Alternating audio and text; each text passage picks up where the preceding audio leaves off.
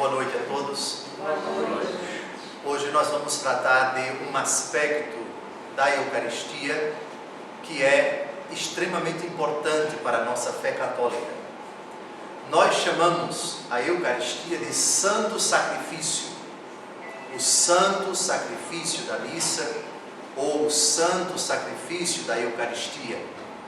Esse aspecto dessa celebração é negado por todos os protestantes.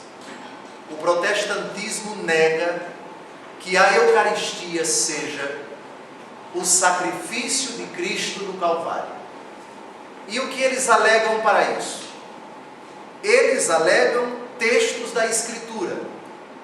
Mas eu repito o que já disse aqui nessa sede muitas vezes. Uma coisa é o que diz um texto da Escritura. Outra coisa é a interpretação que se dá a esse texto.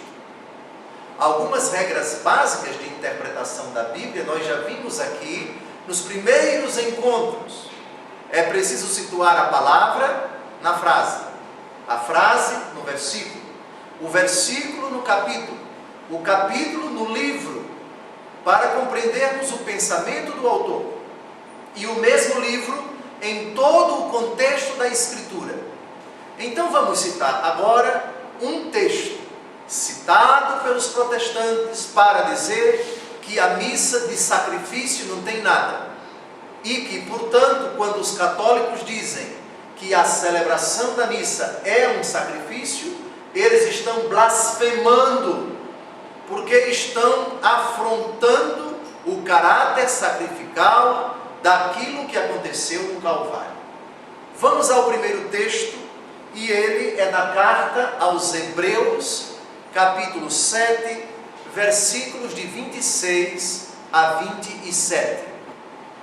Tal é, com efeito, o pontífice que nos convinha, santo, inocente, imaculado, separado dos pecadores e elevado além dos céus, que não tem necessidade, como os outros sumos sacerdotes, de oferecer todos os dias sacrifícios, primeiro pelos pecados próprios, depois pelos do povo, pois isto o fez de uma só vez para sempre, oferecendo-se a si mesmo. O texto que eles citam é esse. Ele já o fez de uma vez para sempre. Segundo o pensamento protestante, esse texto quer dizer: o sacrifício de Cristo já aconteceu. Não pode haver um segundo, um terceiro. Não pode haver repetição do sacrifício de Cristo, porque ele já aconteceu no Calvário. Segundo eles, a missa repete. A missa faz um outro sacrifício. Cada missa, segundo eles, é um sacrifício novo. Logo, isso é blasfêmia, porque está dizendo que o sacrifício de Cristo na cruz não serviu, não adiantou. Nós respondemos a este argumento dizendo, acabei de citar ainda há pouco, que um texto bíblico nunca pode ser lido fora do seu contexto, que no caso é a Escritura inteira. É preciso considerar outros textos do Novo Testamento e também do Antigo Testamento para nós compreendermos o caráter sacrificial da Santíssima Eucaristia. Vamos então agora percorrer alguns outros textos. Eu repito a frase que já citei aqui dezenas de vezes: texto sem contexto é pretexto. Quando você tira a frase do contexto e dá um valor absoluto a ela, você pode chegar a consequências muito perigosas. Pois bem, vamos agora ver os textos da instituição da Eucaristia. Nós vamos ver nosso Senhor Jesus Cristo instituindo o santo sacrifício. E vamos olhar atentamente como Jesus se imposta, como ele se apresenta em que condição ele preside esta ceia. Jesus celebra a ceia na véspera de sua morte, não na qualidade de mestre, não na qualidade de judeu, mas na qualidade de sacerdote e de vítima. Qual é o papel do sacerdote? Não apenas na religião judaica, mas em todas as religiões. O papel do sacerdote é oferecer o sacrifício. O sacerdote preside um rito no qual ele é o pontífice, aquele que faz a ponte entre a humanidade e a divindade, e apresenta ao ser transcendente a vítima. Esse sacrifício que Jesus instituiu na véspera de sua paixão, a celebração da ceia pascal, ele deu uma conotação sacrificial e ele, com suas palavras, se identificou com o sacerdote, não da antiga aliança, mas da nova aliança. E mais, essa é a novidade surpreendente. Sendo sacerdote, apresentou-se também como vítima. Nos sacrifícios do Antigo Testamento, nós temos o sacerdote, é uma realidade. O sacrifício, a vítima, é outra realidade. Vocês devem se lembrar de como acontecia a celebração cultual, sacrificial no Antigo Testamento.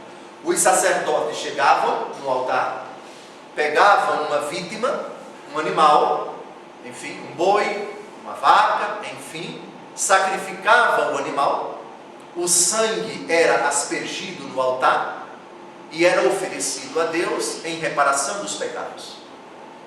Correto? Ora, no Novo Testamento, na nova aliança, nós temos alguém que é ao mesmo tempo sacerdote e vítima. Como é, Dom José, que a igreja chega a essa conclusão? Deem uma olhada. Primeiro, Jesus como sacerdote. Jesus como sacerdote. As palavras dele na instituição da Eucaristia indicam que aqui ele está não na qualidade de mestre, não na qualidade de judeu, mas na qualidade de sacerdote. Lucas, capítulo 22, versículo 19. Prestem bem atenção. Tomou em seguida o pão e, depois de ter dado graças, partiu-o e deu-lhe, dizendo: isto é o meu corpo, que é dado por vós. Fazei isto em memória de mim. Que é dado ou que é entregue é outra expressão também sinônima. Que é dado ou que é entregue. Essa expressão na língua grega, entregue ou dado, tem o mesmo sentido, é a mesma expressão utilizada em textos do Antigo Testamento que comprovam o caráter sacerdotal da pessoa que está falando ou da pessoa que está presidindo este culto, este rito. Vamos dar uma olhada em alguns textos do Antigo Testamento. Curiosamente, esse texto que vamos ver agora, Isaías capítulo 53, versículo 12, é uma profecia a respeito do servo sofredor. É um hino do servo sofredor. Profecia que a igreja viu nela uma alusão ao sofrimento de Jesus. Não sei se vocês se lembram, mas a primeira leitura da sexta-feira da paixão é ela. Capítulo 52 e capítulo 53 do livro do profeta Isaías. Esses dois capítulos descrevem com particularidades tremendas, com minúcias, o sofrimento desse servo, dessa figura misteriosa que um dia sofreria, daria a vida em resgate dos pecadores, morreria para salvar os homens. Escutem só. Eis porque lhe darei parte com os grandes, e ele dividirá a presa com os poderosos, porque ele próprio deu sua vida. Olha o verbo deu, entregou, e deixou-se colocar entre os criminosos, tomando sobre si os pecados de muitos homens e intercedendo pelos culpados. Jesus, na instituição da Eucaristia, usou a expressão que é entregue por vós, expressão idêntica à de Isaías 53, versículo 12. Ele próprio deu a sua vida. O sacerdote é ao mesmo tempo vítima. O que aconteceu no Calvário foi o oferecimento da vida de Jesus.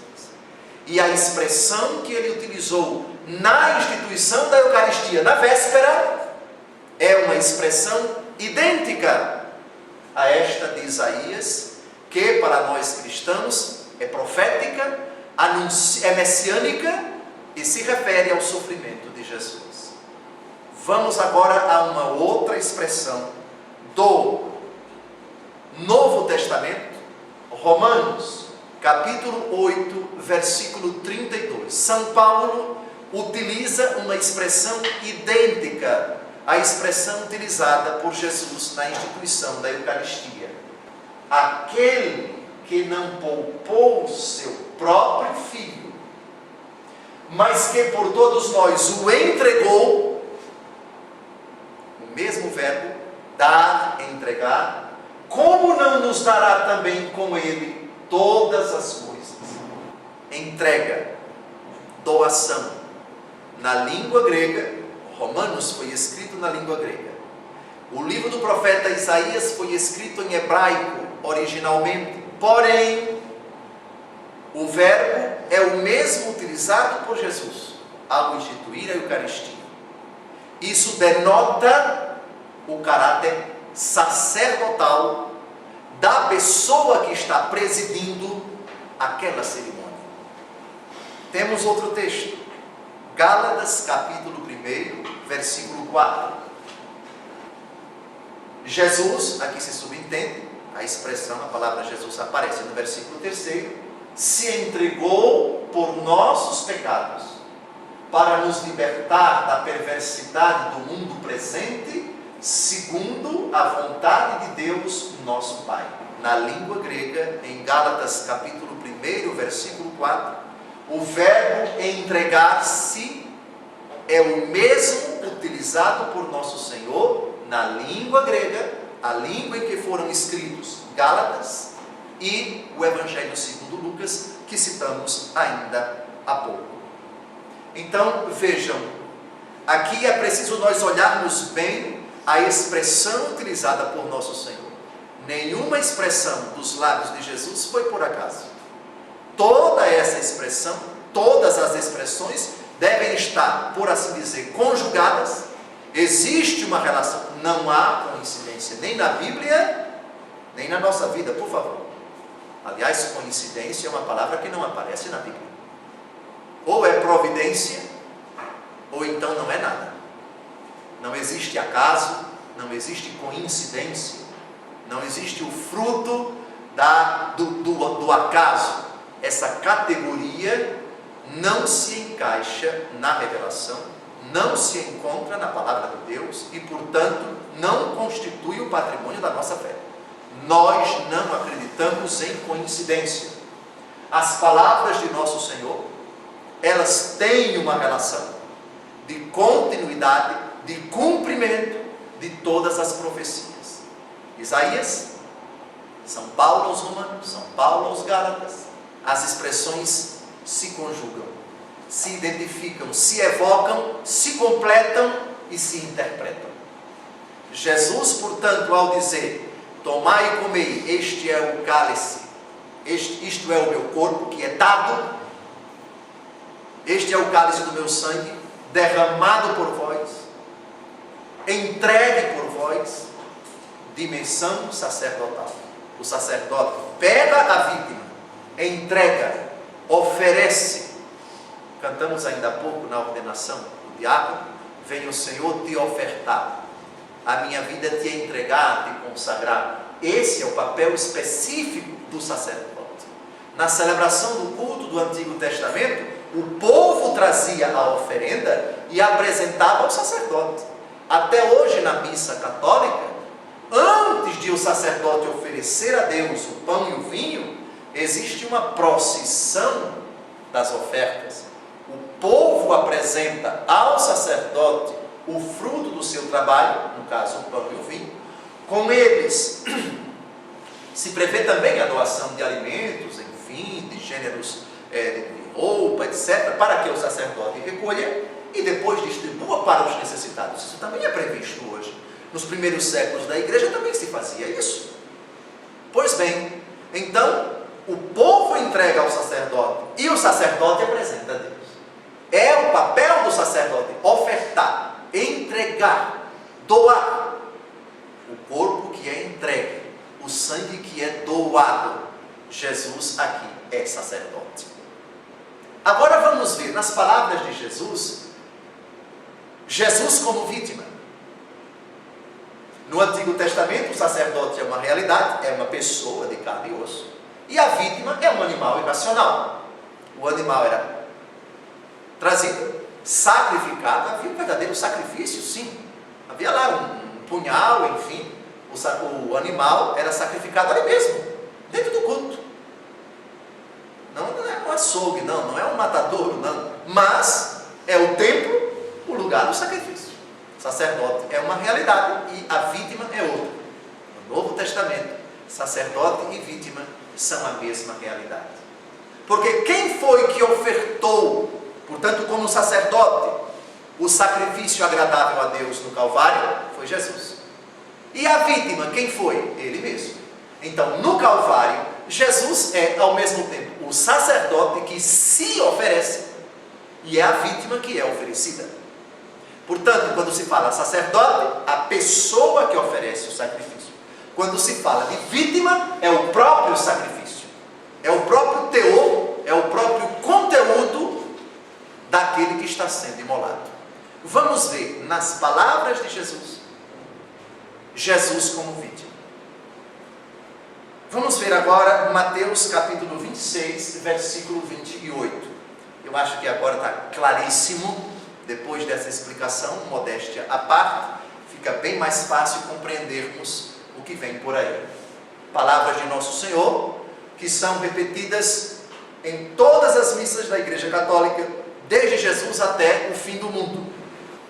Isto é o meu sangue, o sangue da nova aliança, derramado, gravem bem essa palavra, derramado por muitos homens em remissão dos pecados. Essa expressão derramado, na língua portuguesa é o verbo derramar no particípio. Derramado é a mesma expressão, tem o mesmo sentido sacrificial e expiatório presente em outras passagens da Escritura. Na língua grega, esse verbo derramar no particípio na língua portuguesa está presente em outros textos, nos quais se fala da vítima que é imolada, que é oferecida como dádiva agradável a Deus. Vamos dar uma olhada na carta aos Romanos, capítulo 3, versículo 25.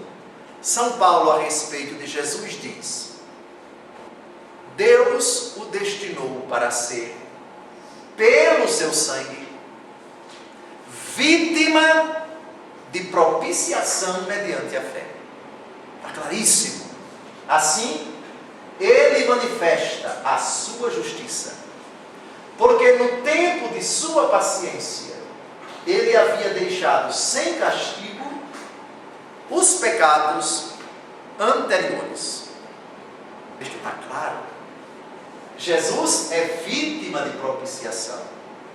A vítima aqui tem que ter o sangue derramado.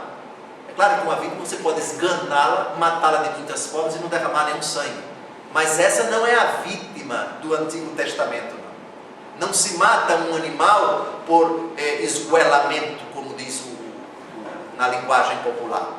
A vítima só é vítima quando se derrama o sangue dela. Portanto, tem que se cortar o pescoço dela. Tem que se cravar um punhal em alguma parte letal dela. Tem que sangrá-la até que ela não consiga mais viver. Era essa a única forma de se imolar uma vítima no altar no templo de Jerusalém. Não tinha outra forma. Portanto, onde tem sangue derramado, tem vítima imolada. Ora, salta aos olhos que Jesus foi claríssimo quando pegou o cálice e disse: este é o cálice do meu sangue. O sangue da nova e eterna aliança, derramado por vós. Jesus aqui se identifica como vítima. O santo sacrifício que ali é instituído, portanto, necessariamente tem uma dimensão sacrificial. É sacrifício, porque ali tem um sacerdote que está dando, que está entregando, e tem uma vítima que está falando. A vítima está dizendo: é o cálice do meu sangue, pelo seu sangue derramado. Continuemos agora Romanos capítulo 5, versículo 9. Portanto, muito mais agora, que estamos justificados pelo seu sangue, seremos por ele salvos da ira. Por meio do seu sangue, ou pelo seu sangue, justificados pelo seu sangue. De novo, essa expressão reforça. Não foi por acaso que Jesus usou essa expressão na instituição da Eucaristia. Efésios, Fred, capítulo 1, versículo 7. Nesse Filho, pelo seu sangue, temos a redenção, a remissão dos pecados, segundo as riquezas da sua graça. Poderíamos citar ainda isso para a consulta de vocês pela internet. Hebreus capítulo 9, versículo 7, não vamos citar agora. Primeira carta de São Pedro, capítulo 1, versículo 19. Primeira carta de João, capítulo 1, versículo 7. Para confirmar, para consolidar, para ratificar esse nosso pensamento. A expressão usada por Jesus na instituição da Eucaristia comprova. Jesus aqui, na presidência dessa celebração, não mestre, não há ensinamentos, há uma ordem clara, há uma instituição precisa. Ensinamento, nós temos um corpo doutrinal, nós temos o desenvolvimento de uma ideia, nós temos uma introdução, um meio e um fim, mas quando se trata de instituição, podemos dizer na linguagem popular: eu quero isso, isso, isso, vai ser assim, assim e assim. Todo decreto humano que cria uma autarquia, que cria um setor, que cria uma parte de um negócio ou de uma instituição, ele é bem claro. Fica criada a instituição, que consistirá, aí cita as pessoas, cita os cargos, cita as competências e assim por diante. O texto não é de ensinamento, o texto é institucional. É isso, isso, isso, isso, isso. Foi mais ou menos assim que Jesus, ao instituir, instituição, portanto, uma realidade, um corpo, com uma precisão bem clara, bem explícita. O que eu estou fazendo aqui agora, que eu quero que vocês celebrem sempre em memória de mim, tem essas dimensões, tem essas características, tem essas prerrogativas. E isso a gente precisa ver com um pouco de olhar clínico, porque as palavras de Jesus, ao instituir, têm que ser claras, têm que ser diretas. O protestantismo diz: não, foi um rito casual. Jesus falou apenas simbolicamente. Falar simbolicamente no fim da vida, nós já vimos isso aqui. Que uma pessoa, quando está prestes a partir, tudo que ela não quer, é não se fazer entender. É o contrário. Quando alguém está para partir, ela evita qualquer linguagem ambígua, qualquer linguagem equívoca, é bem clara, é bem precisa. Agora, é preciso ver nas expressões de Jesus reminiscências, expressões utilizadas outras vezes no Antigo Testamento. E é o que nós estamos vendo exatamente agora. Outra prova do caráter sacrificial da ceia é ainda na expressão Lucas 22:19. Isso. Leiamos o texto em voz alta, todos juntos. Tomou em seguida o pão e, depois de ter dado graças, partiu e deu-lhe, dizendo: isto é o meu corpo, que é dado por vós. Fazei isto em memória de mim. Reparem a expressão por vós. Jesus não disse que é dado a vocês. Não vos é dado, mas por vós. Então, José, isso tem importância? Tem muita. Por vocês, é por causa de vocês. É pensando em vocês. A motivação são vocês. Dado a você, vamos pegar aqui uma comparação, uma má comparação. Eu estou dando a você esse presente, essa Bíblia. Tá bem. Agora, eu sofri, não a você, mas por causa de você. O meu sofrimento foi pensando em você. Eu derramei meu sangue por causa de você.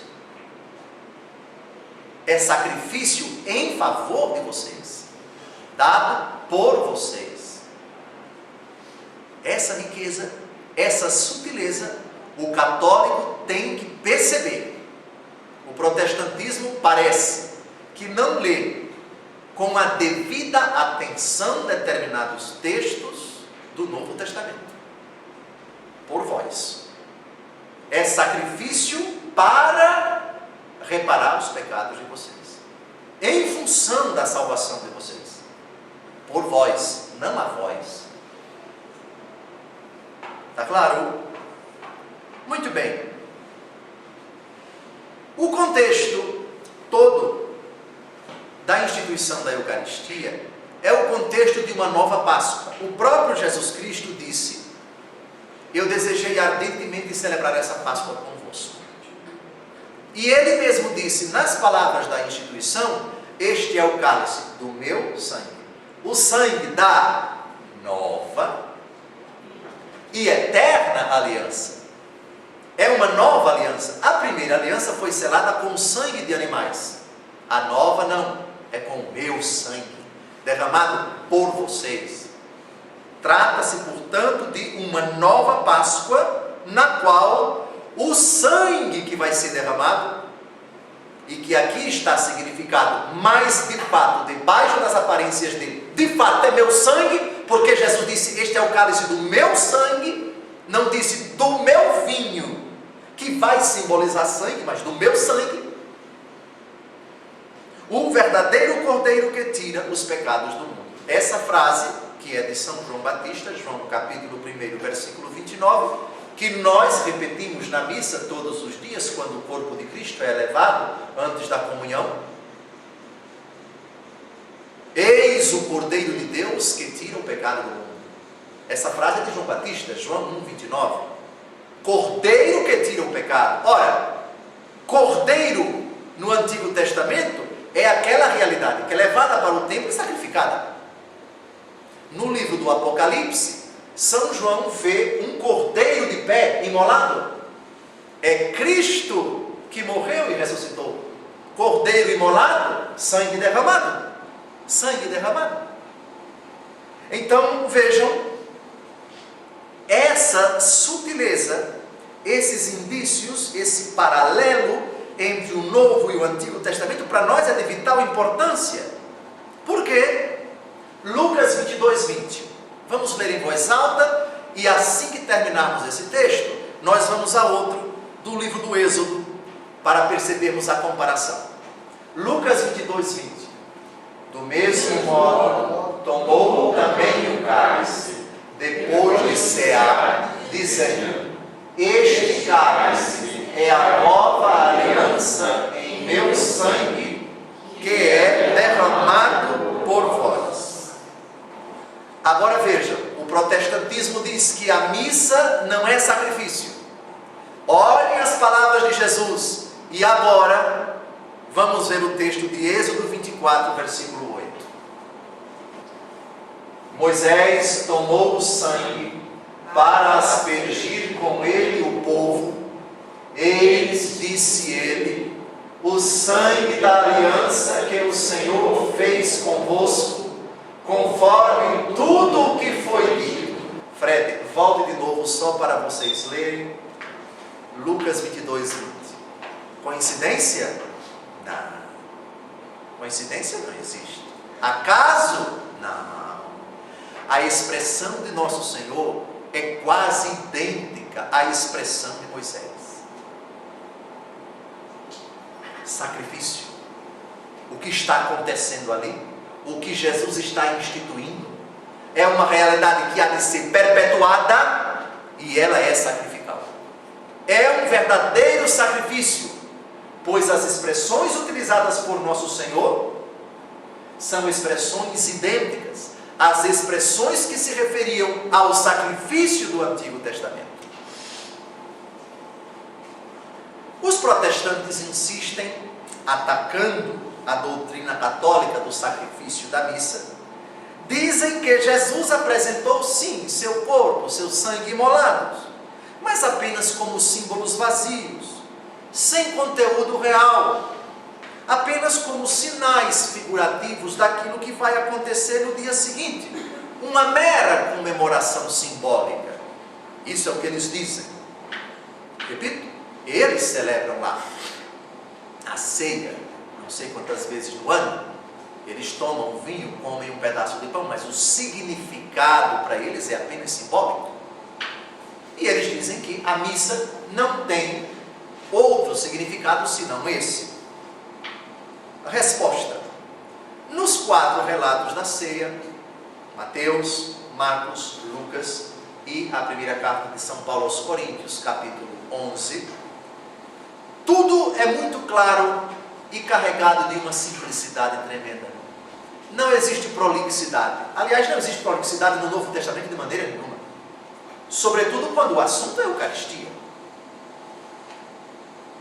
Jesus, antes de morrer, recusa-se o bom senso a aceitar que uma pessoa perto de morrer utilizasse ou tenha utilizado uma linguagem rebuscada ou, pior ainda, simbólica, figurativa.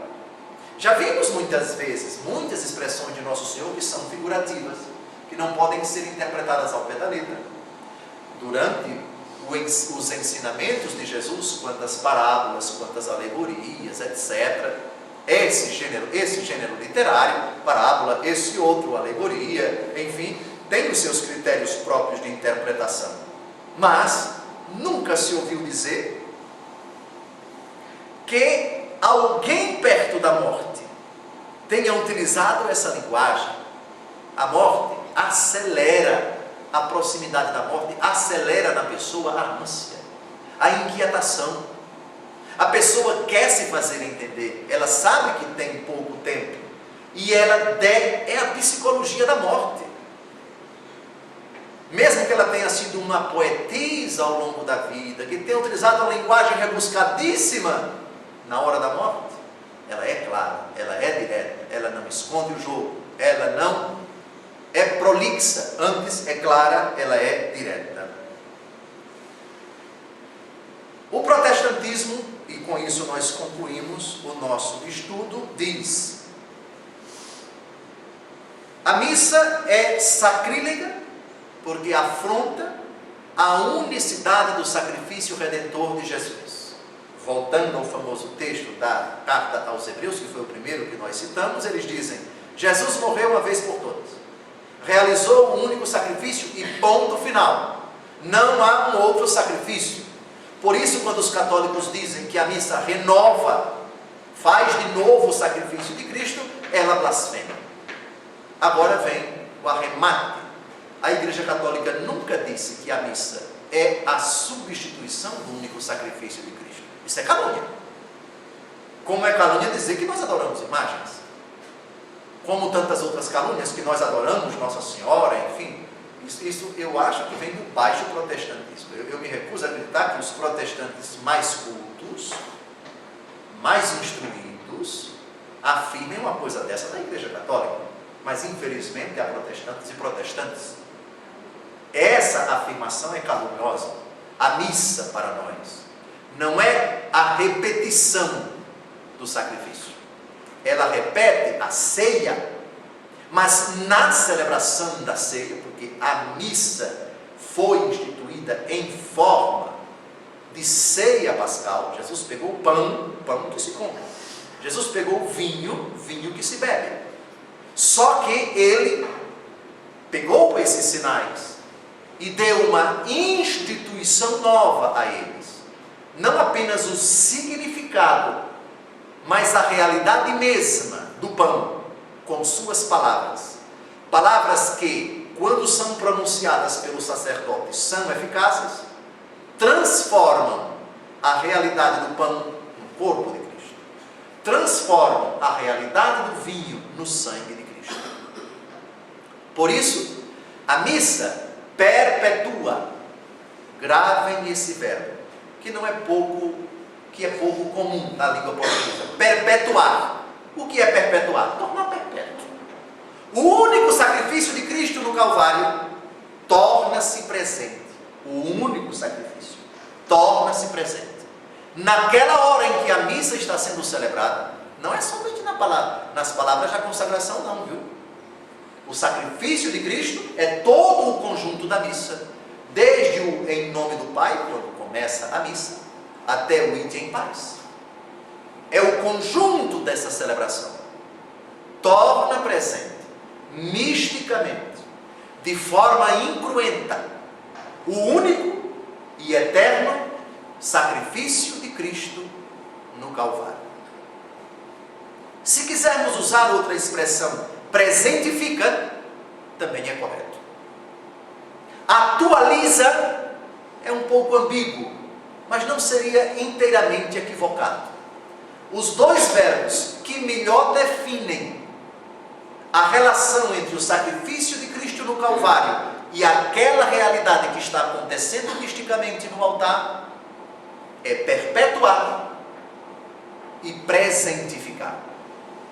Presente, está presente, acontecendo no presente da nossa vida, o único e eterno sacrifício de Cristo no Calvário.